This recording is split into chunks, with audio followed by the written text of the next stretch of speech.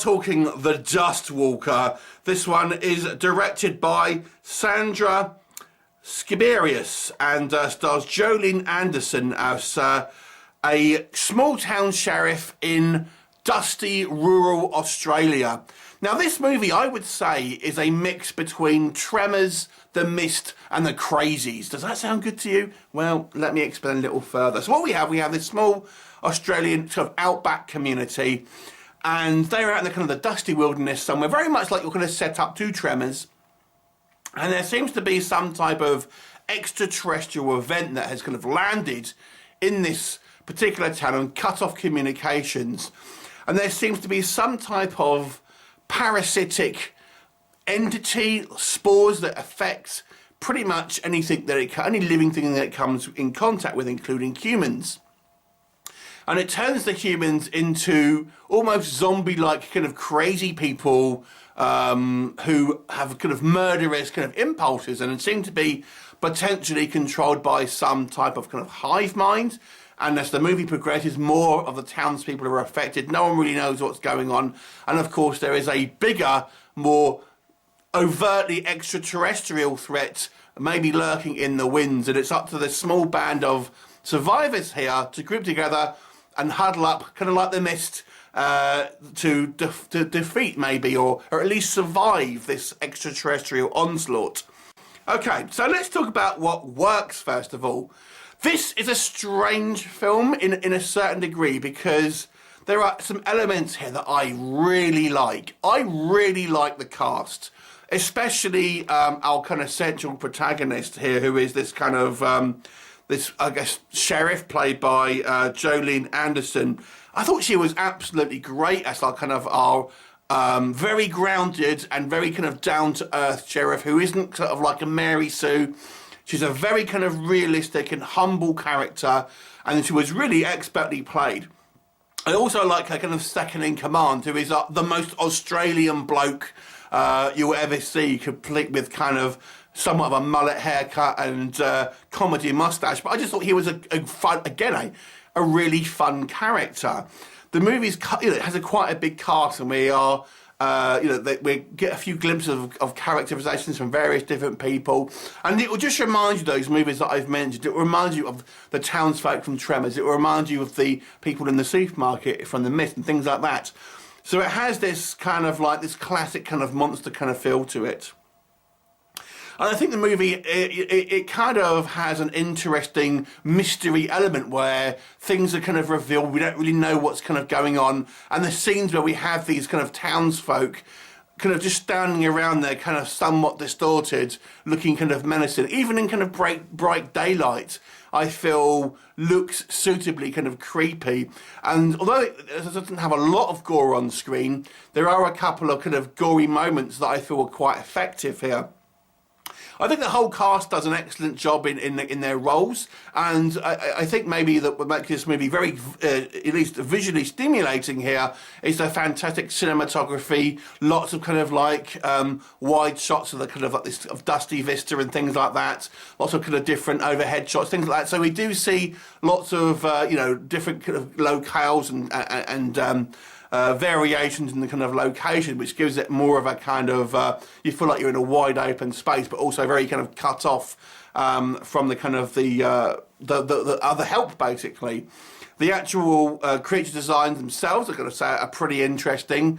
And then you just feel this is a pretty kind of like well put together, or at least well intentioned kind of like sci-fi horror movie. However, let's talk about maybe what doesn't work. To me, this movie felt like it should have been a mini-series, like a 3-hour mini-series that has been cut down to a film. Because, I say this because a number of elements. The thing that struck me the most about, and why I say this, and to be honest with you, is my biggest criticism here, is the editing of this movie is awful.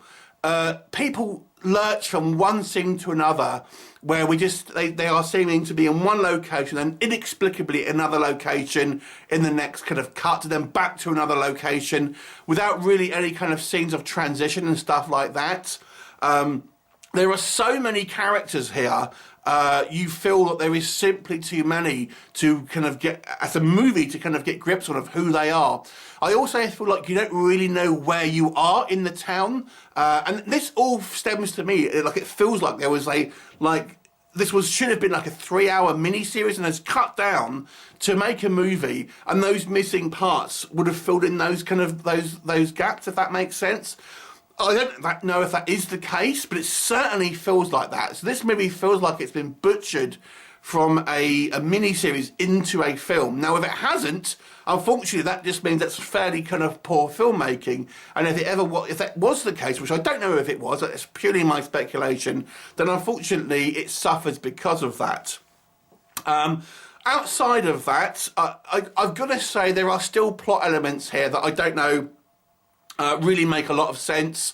For example, how this kind of like this infection is transmitted seems to be a little bit fast and loose, because we see there's a lot of people transmitted, yet we see our surviving characters have a lot of physical contact with those who are infected, and yet they don't seem to be.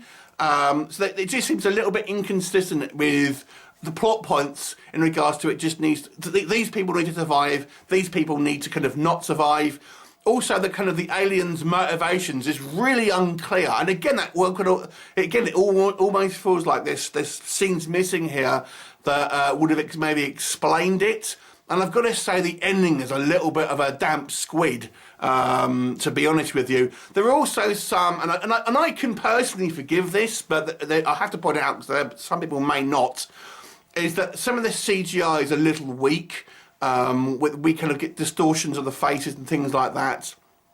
And then one final thing, the people that are affected with this kind of parasite seem to gain superpowers, and they're just kind of humans, and you don't really know why. And then this creature seems to like scoop them up for some reason. We don't really know why. So this movie, I have to be honest with you, it's a little bit of a convoluted mess, even though I really like some elements here. And I think if this was a mini-series, or if there was scenes missing and it could be maybe released as maybe 2 films or whatever, it would be a thoroughly entertaining movie, or kind of series of movies, or TV series or something.